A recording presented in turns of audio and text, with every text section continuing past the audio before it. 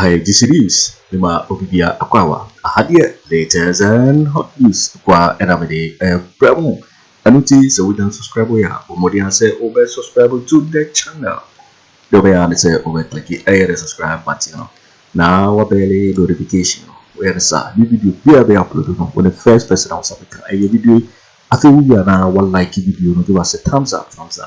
Now fe share my offer for us now when you be here now who and sama ekoso. Ewo Ghana memo hano. Afriyie bura eye sema abeto ye kunso. Niti eye sa story ya ababutuga. Niti sansimu. Obia nshuru obia okuro ni mu. Message is war on foolishness.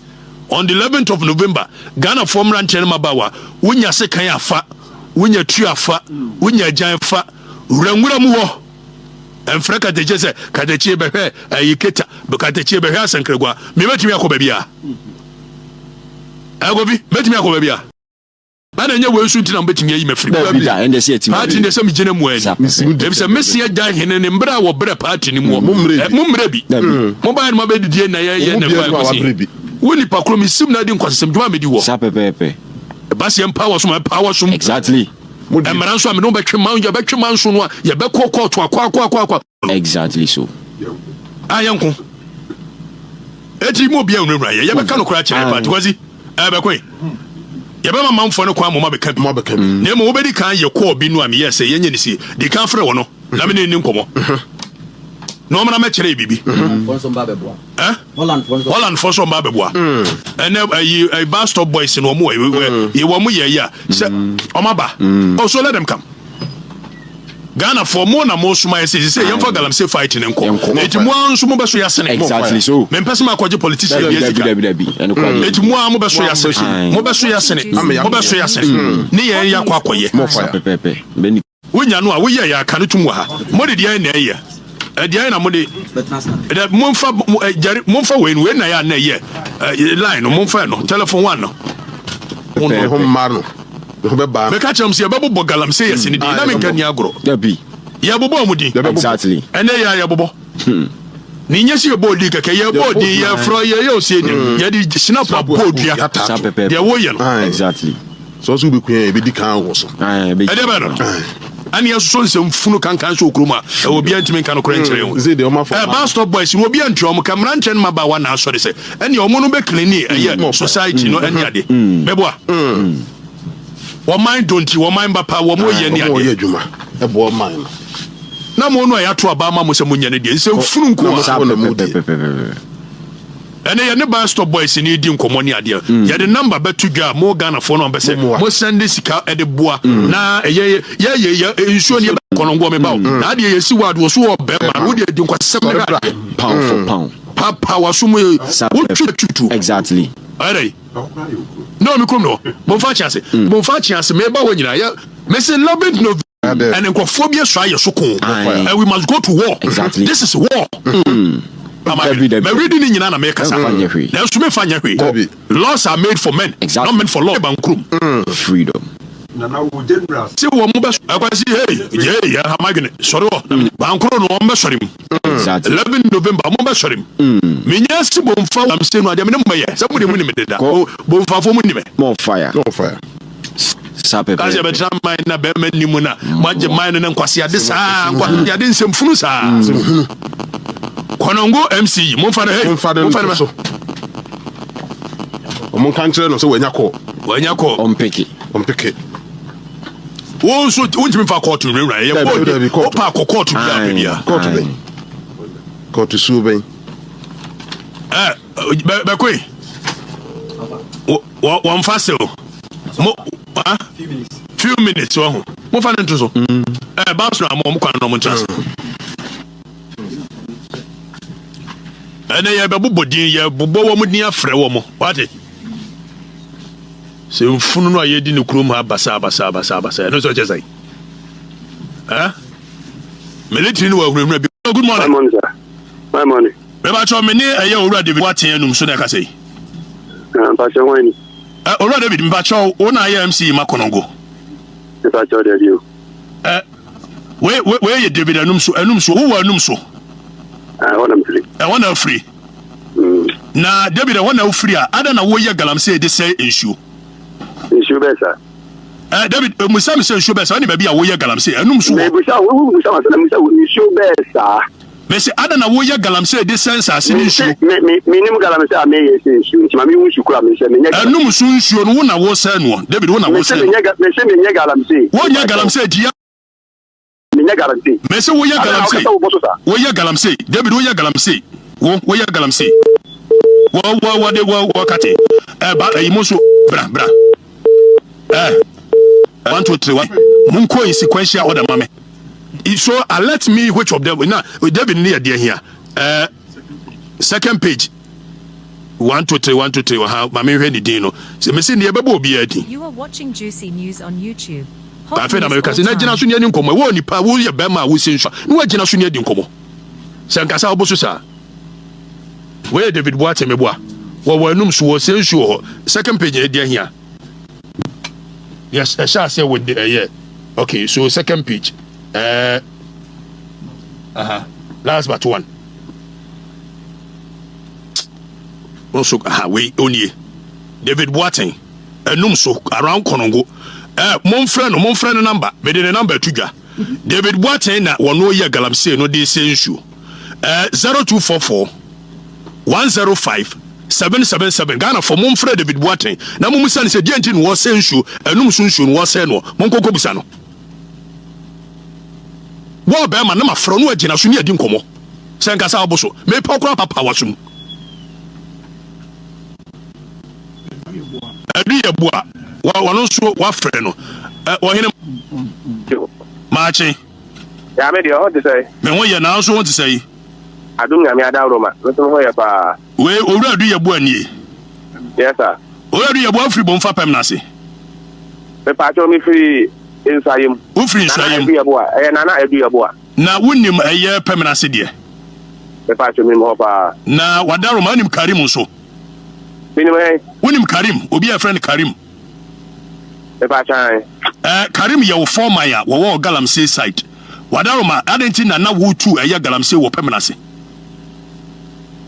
Fine, I can't ask me.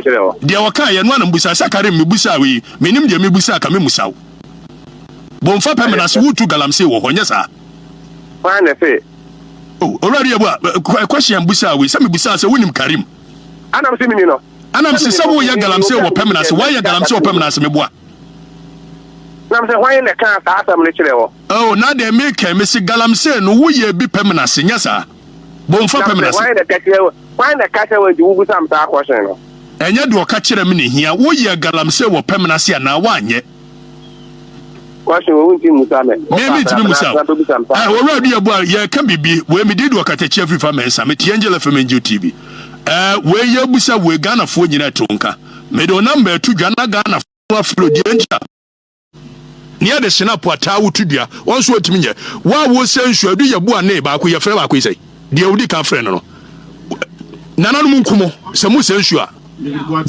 David Boateng mu sensu a nananum nkumo mo sensa se nananum nkumo eno obi antimi rewra me wontimi se David Boateng wo be ma na ko agina so ne adi nkumo monyi adu ye bo number na mo frɛ no Ghana fo nyina mo frɛ no de ati a wo sensa se ne nsu wo ye galamsey mesi ye bebo mo nyina din ye bebo obi adi so adu ye bo ne former din de Karim tienie na adu ye bo no eye galamsey e wo bomfa pemna se ohina maache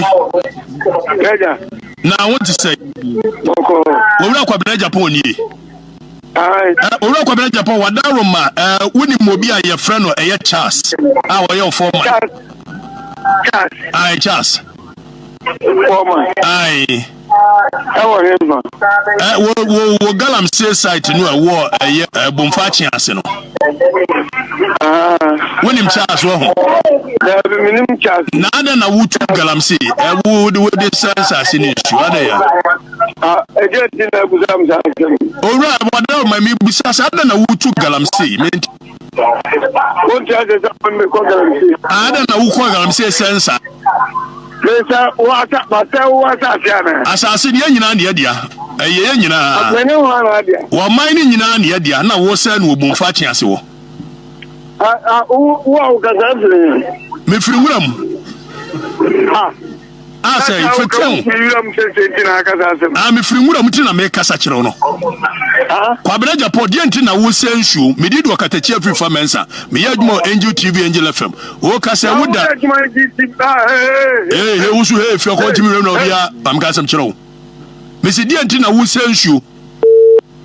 Munyina mbedwane munya mema nso. Me se eba frɛ wo bia. Monye Kwabena Agyapong number no. Na mo Ghana for mo mfrɛ no. Kwabena Agyapong say oye galamsey obumfa. Da be NPP Kwabena Agyapong. Oye yi wo bomfa chiase.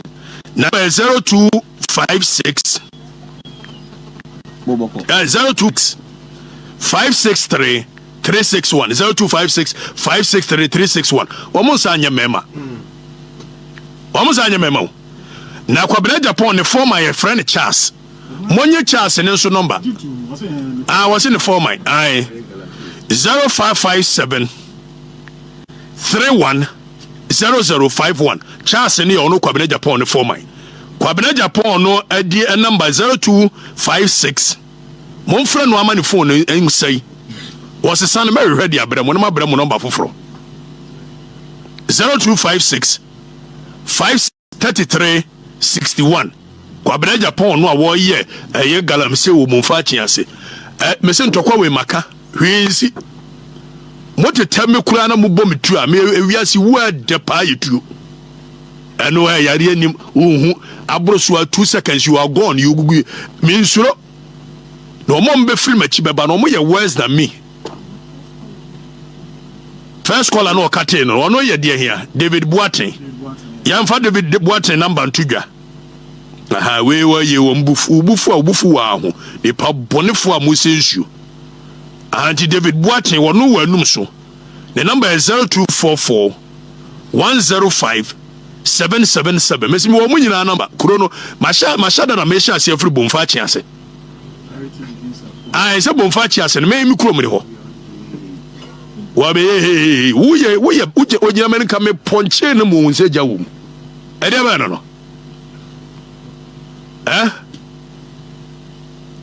Ufri ukromo ba ko bi de baba musa o se hwan beboa. O baba musa ufri soro ho baba se bomfa chiase me baba tum wo. Juicy news on YouTube. Hot news all time. Obia nsuro obia ukro ni mu. Me say it's war on foolishness.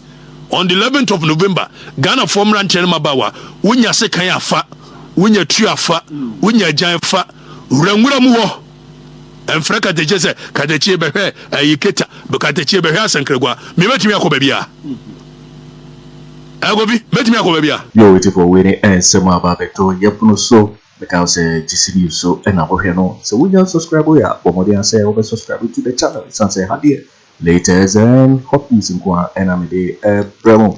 Who are if you like video no nafi shema of Frosuna will they be here that will semi possible will gun them. Also with me at Serwaa Broni and some way now will comment box me.